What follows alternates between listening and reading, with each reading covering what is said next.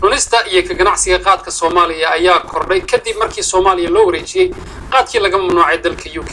qiimaha qaadka ayaa hoos u dhacay waxayna taasi sababtay in dad badan oo isugu jira haween iyo ragba ay wadu helaan inay iibsan karaan qaadka si ay u cunaan warbixinta waxay noo hayay wariyaheena Maxamed Waraad Xasan iyagoo hoonka yeerinaya ayaa kolaya gawaarida xamuulka qaadaha oo xawli ku socda ay soo gaaraan suuq ku yaala magaalada Muqdisho dalka Britain oo ay ku nool yihiin Soomaali aad u badan ayaa laga mamnuucay qaadka bishii July ee aan ka soo gudubnay waxaa mamnuucistaasi ay sababtay in qaadku uu dhaafiyo suuqyada Soomaaliya qiimihiisuna uu si weyn hoos ugu dhaco qiimaha la siisto nooca ugu raqiisan qaadka ee loo yaqaan laariga ayaa halkii kiilo ay hoos ugu dhacday suuqyada ilaa iyo $10 markii ay Britain mamnuucday halkii kiilo ee qaadkii London laga soo weeciyay ee qaaska ahaa ayaa maraya $18 halka markii hore uu ka ahaa $30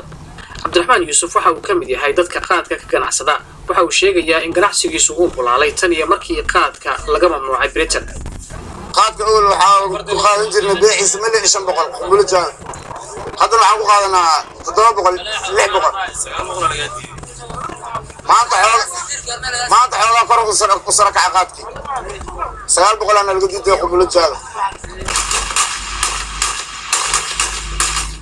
qaadka ayaa astaan u ahaa dhalinyaro deegta uu suran yahay qori dhowr iyo 20 sanadood ee la soo dhaafay ee qabqabalayaal dagaal iyo kooxo islaamiyiin ay caadaysteen dhaqanka qori iyo xoog wax lagu xukumo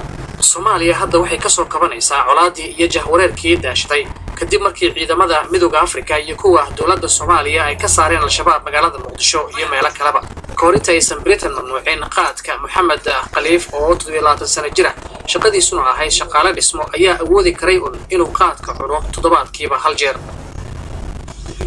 marka si wixii shaqo loo kala hayaa shaqada 200 diya soo yeeshid macni ka wiigina cunti jimciyo kale ruuc iyo dad oo kale 160 asiisanana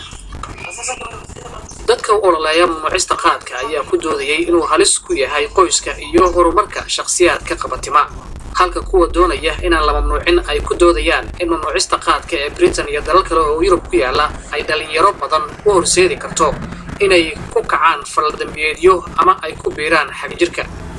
sanadkii 2006 ayaa warbixin ay soo saartay hay'adda caafimaadka adduunka ee WHO waxa lagu sheegay in qaadku uu sare u qaadi karo dhiig karka hurdo la'aanta iyo xanuuno kale oo dhowr ah isla markaana uu daciifiyo awoodda galmada ee ragga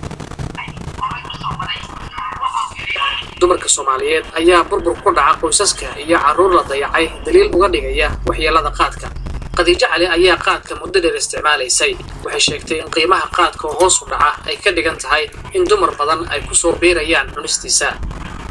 wax yar ayaa cunaya hadda dumarkii waa soo bateen jaadkiisa la soo kordhiyay saqir iyo kabiir ayaa cunno isla bilaabay Soomaali dawladda Soomaaliya oo awoodeeda dhaqaale iska liidato ayaan isku howlin la socoshada xaaladaha caafimaad ee dalka Soomaaliya waxay xoog ka saartaa la dagaalanka al-shabaab iyo dhismaha hay'adaha qaran ee dawladda